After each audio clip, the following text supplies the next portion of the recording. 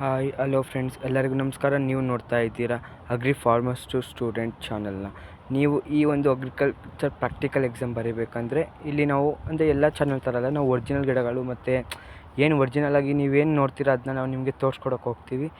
ಯಾರೆಲ್ಲ ನಮ್ಮ ಚಾನಲ್ನ ಹೊಸ್ದಾಗಿ ವಿಸಿಟ್ ಮಾಡಿದ್ದೀರಾ, ನಮ್ಮ ಚಾನಲ್ನ ಸಬ್ಸ್ಕ್ರೈಬ್ ಮಾಡಿ. ನಿಮಗೆ ಕೊನೆಯಲ್ಲಿ ಇಷ್ಟ ಆದರೆ ಲೈಕ್ ಕೊಡಿ ಅಂತ ಹೇಳ್ತಾ, ಮೊದಲಿಗೆ ಪರಂಗಿ ಗಿಡ, ಪಪ್ಪಾಯ ಎಲೆ ಈ ರೀತಿ ನೋಡಿ, ಇದು ತುಂಬ ಡಿಫ್ರೆಂಟ್ ಇರುತ್ತೆ.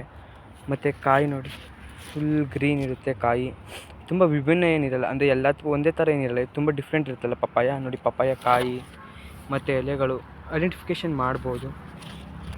ಅದಾದಮೇಲೆ ಹೊಂಗೆ, ಇದನ್ನ ಪೊಂಗಮೈ ಅಂತ ಕೂಡ ಕರೀತಾರೆ ಇಂಗ್ಲೀಷಲ್ಲಿ.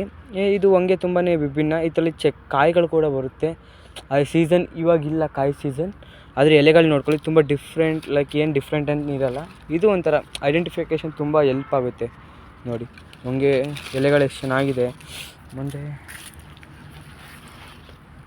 ಬಂದರೆ ಗುಲಾಬಿ, ರೋಸ್ ನೋಡಿ, ರೋಸ್ ಫ್ಲವರ್ ಇಲ್ಲೇನಿದೆಯಲ್ಲ ಇದಷ್ಟೇ ರೋಸು, ಫ್ಲವರ್ ಬಿಟ್ಟಿಲ್ಲ. ಇದು ಗುಲಾಬಿ ಅಲ್ಲ, ಇದು 10 ಗಂಟೆ ರಾಣಿ ಅಂತ ಕರೀತಾರೆ. ಇದನ್ನ ಯಾವಾಗಲೂ ಕೇಳಿಲ್ಲ ಜಾಸ್ತಿ. ಇದು ತುಂಬ ಡಿಫ್ರೆಂಟ್ ಆಗಿರುತ್ತೆ. ಇದು ಸ್ಟೆಮ್ಮಲ್ಲೇ ಬೆಳಿಬೋದು. ಇದು 10 ಗಂಟೆ ರಾಣಿ ಗಿಡ ಅಂತ. ಇದು ಮಾತ್ರ ರೋಸು. ಡಿಫ್ರೆನ್ಸಿಯೇಷನ್ ಚೆನ್ನಾಗಿ ತಿಳ್ಕೊಳ್ಳಿ. ಇದು ಗುಲಾಬಿ ಥರ ಕಾಣಿಸುತ್ತಲ್ಲ, ಇದು 10 ಗಂಟೆ ರಾಣಿ, ಅಂದರೆ 10 AM ಕ್ವೀನ್ ಅಂತ ಕರೀತಾರೆ. ಇದು ರೋಸ್ ಮಾಮೂಲಿ ಗುಲಾಬಿ ಗಿಡ, ಇನ್ನೂ ಎಲೆ ಬಿಟ್ಟಿಲ್ಲ.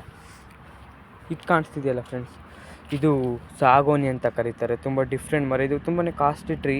ಇದನ್ನ ಎಲ್ಲರೂ ಕಾಂಪ್ಲೆಕ್ಸ್ ಅಂದರೆ ಬೆಳೆಯೋಕ್ಕೋಸ್ಕರ, ದುಡ್ಡಿಗೋಸ್ಕರ ಇದನ್ನ ಬೆಳೀತಾರೆ ನೋಡಿ. ಇದು ಎಲೆಗಳು ತುಂಬ ಡಿಫ್ರೆನ್ಷಿಯೇಷನ್ಸ್ ಇದೆ. ಹೊಂಗೆಗೆ ಇದಕ್ಕೂ ಒಂದೇ ಥರ ಅನ್ಕೋಬೇಡಿ, ಹೊಂಗೆ ಪ್ಯಾಚಸ್ ಇದೆ. ಇಲ್ಲಿ ನೋಡಿ ಆಲ್ಟರ್ನೇಟ್ ಫಾರ್ಮೇಟಲ್ಲಿದೆ, ನೋಡ್ಕೊಳ್ಳಿ, ಕರೆಕ್ಟಾಗಿ ನೋಡ್ಕೊಳ್ಳಿ, ಆಲ್ಟರ್ನೇಟ್ ಫಾರ್ಮೇಟಲ್ಲಿದೆ. ಮತ್ತು ಫ್ರೆಂಡ್ಸ್ ಇವಾಗ ದಾಸವಾಳ, ಕನ್ನಡದಲ್ಲಿ ದಾಸವಾಳ ಅಂತಾರೆ, ಇಂಗ್ಲೀಷಲ್ಲಿ ಹೈಬಿಸ್ಕಸ್ ನೋಡಿ. ಎಲೆಗಳು ಈ ಮೊಗ್ಗಳು ನೋಡಿದ್ರೆ ಐಡೆಂಟಿಫಿಕೇಷನ್ ಆಗುತ್ತೆ. ನೀವು ಅಂದ್ಕೋಬೋದು ಈ ಎಲ್ಲ ಗೊತ್ತಿರೋದೆಲ್ಲ ಕೇಳ್ತಾರೆ, ಖಂಡಿತ ಕೇಳ್ತಾರೆ. ನಮಗೆ ಗೊತ್ತಿಲ್ಲ, ನಾವೇನು ಅನ್ಕೋತೀವಿ ಇವೆಲ್ಲ ಕೇಳೋಲ್ಲ ಅಂತ ಹೋಗಿರ್ತೀವಿ. ಯಾವ್ದು ಕೇಳೋಲ್ಲ ಅಂದ್ಕೊಂಡಿರ್ತೀವಿ ಅದನ್ನೇ ಕೇಳ್ತಾರೆ ನೋಡಿ. ದಾಸವಾಳ ಮೊಗ್ಗಳು ಹೆಂಗೆ ಬಿಟ್ಟಿದೆ, ಹೂವು ನೋಡಿ ಫ್ರೆಂಡ್ಸ್. ಇದು ಅರಳಿ ಮರ, ಪೀಪಲ್ ಟ್ರೀ ನೋಡಿ. ಎಲೆಗಳು ಡಿಫ್ರೆನ್ಸ್ ಗೊತ್ತಾಗುತ್ತೆ. ಈ ಥರ ಎಲೆ ಯಾವುದೋ ಗಿಡಗಳಲ್ಲಿ ಬರೋಲ್ಲ. ಇಲ್ಲಿ ನೋಡಿ, ಇದೇನೇ ಅರಳಿ ಮರ ಎಲೆ ಅಂತ ಕರೀತಾರೆ. ಮತ್ತು ಕಾಯಿಗಳು, ನೀವು ಇಲ್ಲಿ ಕಾಯಿಗಳು ಡಿಫ್ರೆನ್ಸ್ ನೋಡಿ, ಇಲ್ಲಿ ಕಾಯಿಗಳು ಇವು ಬಿಟ್ಟು ಇನ್ನೇನು ಕೇಳಲ್ಲ, ಇವೇ ಕಾಯಿ. ಏನಿಲ್ಲ, ಎಲೆಗಳು ಅಷ್ಟೇ ಕೊಡ್ತಾರೆ, ಕಾಯಿಗಳನ್ನೆಲ್ಲ ಕೊಡೋದಿಲ್ಲ. ಯಾಕಂದರೆ ಪ್ರಾಕ್ಟಿಕಲ್ ಓರಿಯೆಂಟೇಷನ್ ಆಗೇ ಇರುತ್ತೆ.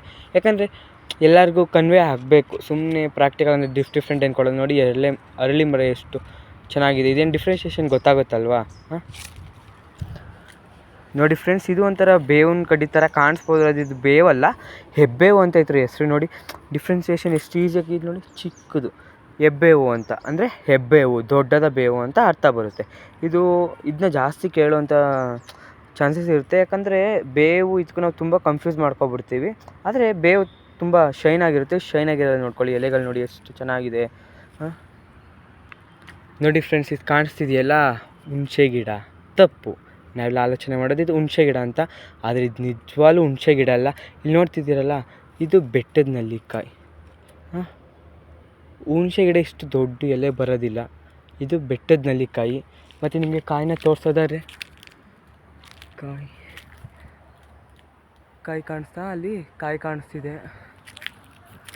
ಇಲ್ಲಿ ಇದೆಲ್ಲ ನೋಡಿ, ಇವೇ ಕಾಯಿಗಳು. ಅದರಲ್ಲಿ ಎಲ್ಲೋ ಇಲ್ಲ ರೋಗ ಹಟ್ಟಿದೆ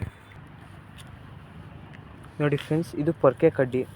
ನಾವು ಮನೆಗಳಲ್ಲಿ ಹಂಚಿನ ಕಡ್ಡಿ ಪೊರ್ಕೆ ಅಂದರೆ, ನಮ್ಮ ಈ ದಕ್ಷಿಣ ಪ್ರಾಂತ್ಯದಲ್ಲಿ ಹಂಚಿನ ಕಡ್ಡಿ ಪೊರ್ಕೆ ಅಂತೀವಿ.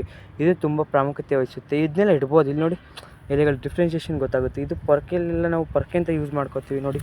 ಐಡೆಂಟಿಫಿಕೇಷನ್ ತುಂಬ ಈಸಿ ಇದೆ ಅಲ್ವಾ. ಇವೆಲ್ಲ ಪೊರ್ಕೆಗಳು, ನೆನ್ಪಿಟ್ಕೋಬೇಕು.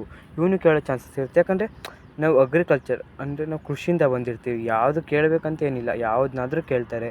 ಇದು ತುಂಬಾ ಇದೂ ಮುಖ್ಯ ಆಗಿರುತ್ತೆ. ಚಿಕ್ಕದು ಅಂದ್ಕೊಂಡು ಯಾವತ್ತೂ ಹೋಗಬೇಡಿ ಪ್ರಾಕ್ಟಿಕಲ್ಗೆ.